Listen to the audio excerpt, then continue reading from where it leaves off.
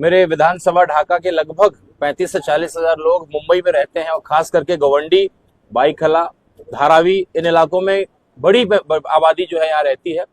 और वो एआईएमआईएम को लेकर के, बैरिस्टर असदुद्दीन ओवैसी साहब को लेकर के संजीदा भी है और अपनी क़यादत को लेकर के भी संजीदा है।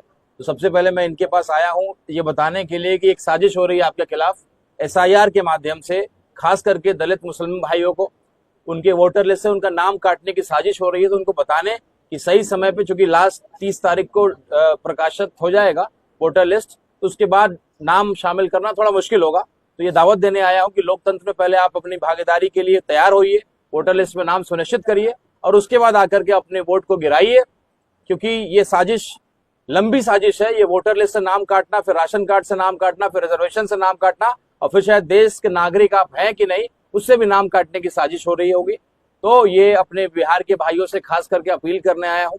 गवंडी में हमारे अतीक साहब ने जो चुनाव लड़ा, और किसी भी हमारे बिहारी के लिए एआईएमआईएम का हर कार्यालय खुला रहता है। हम लोग एडवोकेट आशमा जी जो यहाँ की हमारी पुरानी कॉरपोरेटर भी रही हुई हैं और उमर खाड़ी का ये कार्यालय है, तो निश्चित रूप से हर बिहारी जो इस इलाके में रहता है, खास करके गवंडी हो, मुंबई हो, तो उसको मालूम है कि एआईएमआईएम एक परिवार की तरह यहाँ उनके लिए खड़ा है और समय आने पे ये भी खड़े रहेंगे। चूंकि बीएमसी का इलेक्शन होने वाला है तो उसको लेकर के भी बिहारियों की बड़ी आबादी यहाँ रहती है और प्रदेश में अगर कोई अपना मिलता है ये हम लोग के लिए बड़ा गर्व का विषय है और बड़ी हम लोग को आसानी से कोई भी मुश्किल काम करा पाते हैं।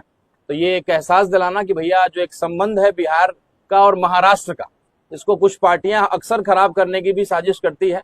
तो हम लोग जय बिहार, जय महाराष्ट्र, जय हिंदुस्तान, हिंदुस्तान जिंदाबाद का नारा बुलंद करते हैं, करते रहेंगे।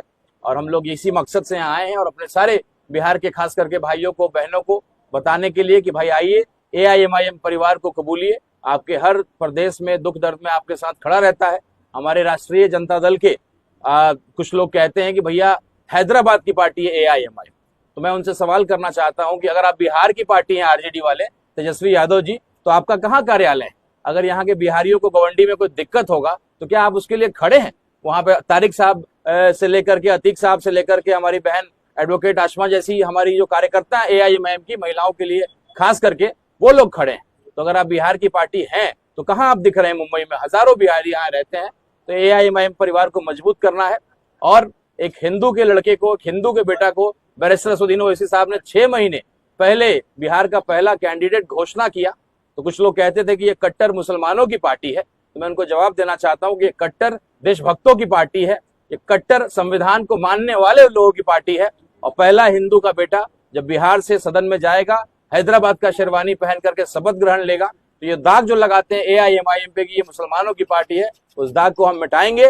और उसके बाद पहला हिंदू विधायक के रूप में एआईएमआईएम के ऊपर जो दाग लगा उसको हटा करके पूरे देश में, आपके मुंबई में बीएमसी इलेक्शन हो, यूपी में इलेक्शन हो, बंगाल में इलेक्शन हो, एआईएमआईएम और मजबूत होगी। और इंशाल्लाह हम लोग एक बड़ी तादाद विधायकों की, सांसदों की आगे खड़ी करेंगे और अपने बैरिस्टर असदुद्दीन ओवैसी साहब के हौसले को बुलंद करें। सर, महाराष्ट्र मुंबई के अंदर जो अभी बीएमसी इलेक्शन होने वाले हैं उसके अंदर एमआईएम कितनी सीट उतारने वाले? सब सीटों पे एमआईएम के कैंडिडेट रहेंगे या फिर कोई साथ में कोई जुड़कर काम करने वाला? देखिए, ये तो मुझे नहीं मालूम है, चूंकि महाराष्ट्र के जिम्मेदार बताएंगे। लेकिन हाँ, ये कह सकता हूँ कि मेरे बिहारी भाइयों के लिए एआईएमआईएम परिवार खड़ा रहता है।